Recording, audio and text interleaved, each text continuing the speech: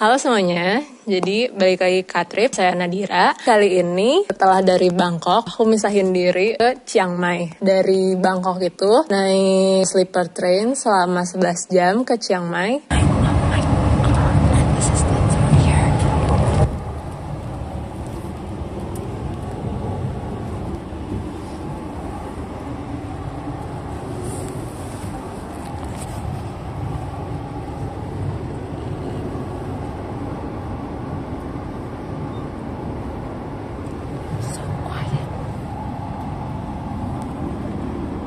Dari malam nyampe jam 10 pagi.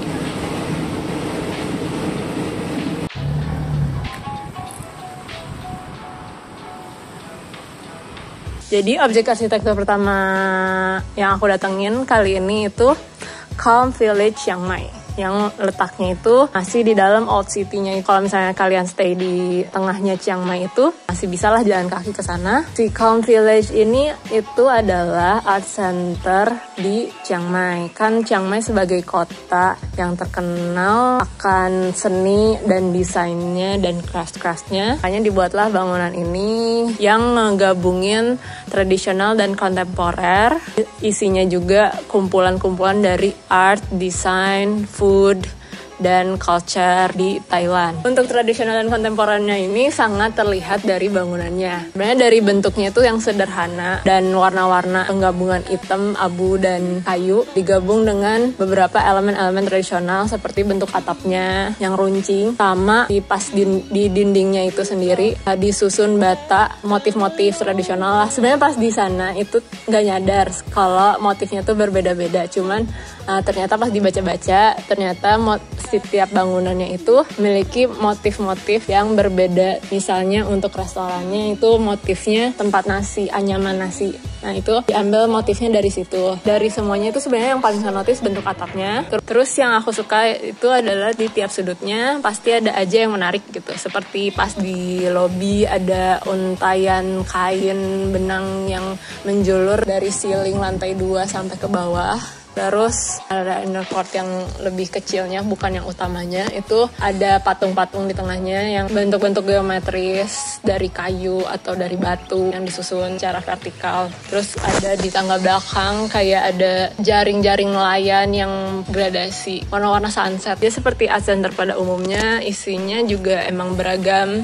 Cuma misalnya tempat workshop aja, ada juga library, ada restoran, ada concept store. Yang paling banyaknya sih si concept store yang ngejualin isinya ada kain-kain tenun khas Thailand, terus clay, keramik-keramik. Sebenarnya kombinasi kayu dan bata yang dicat hitam ini terlihat elegan gitu ya. Dan di dalamnya juga banyak penggunaan kayu lagi.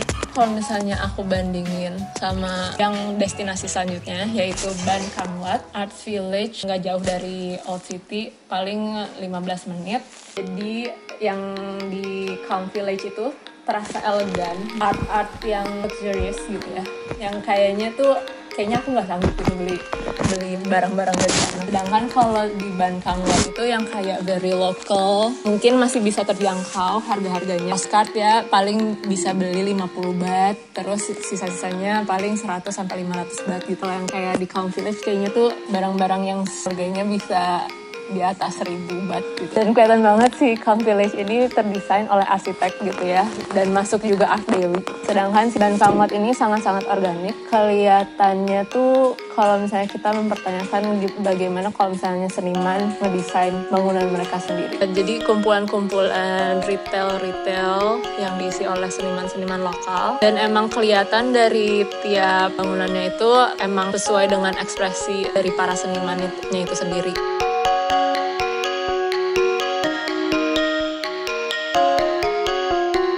Base-nya itu dengan bahan sederhana ya, beton, atap baja, dan tutupin genteng. Dindingnya itu sebenarnya nggak semua full bata, jadi ada yang kayak menggunakan sisa-sisa bekas-bekas pintu, jendela, jelusi kayu. Terus ada juga bench beton yang ditutupin sama bekas-bekas testingan. Kalau misalnya in keramik tuh suka ada testingan glaze.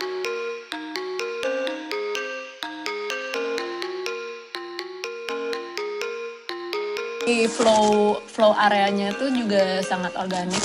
Jadi di Calm Village yang rasanya emang tersusun layout yang rapih gitu, dengan inner court di tengah dan bangunannya di samping disusun kotak-kotak. Kalau Art Village ini bukan organik yang maksudnya lengkung-lengkung, tapi maksudnya susunannya benar-benar ngeflow, bisa kemana-mana. Jadi di setiap sudutnya juga itu benar-benar dimanfaatin, naruh hasil karyanya atau untuk majang apa yang mereka jual.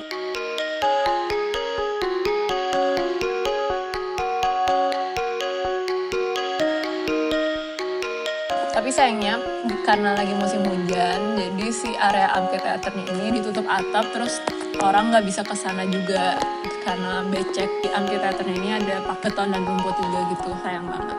Terus kayaknya di Bantamlat ini kalian bisa ngelakuin berbagai macam aktivitas seharian gitu ya, karena gak cuman toko-toko doang, jadi kayak tiap senimannya ada yang ngebuka workshop segala macam. Kalau misalnya di sana kemarin aku cuman 2 jam itu cuma bisa foto-foto sama sempat makan. Kalau misalnya seharian mungkin bisa workshop yang paling cuman 100 baht kurang lebih gitu.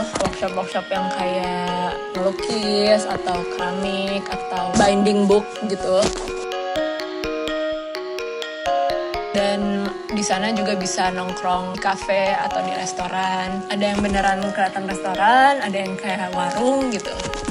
Ya kayaknya seru untuk seharian di sana.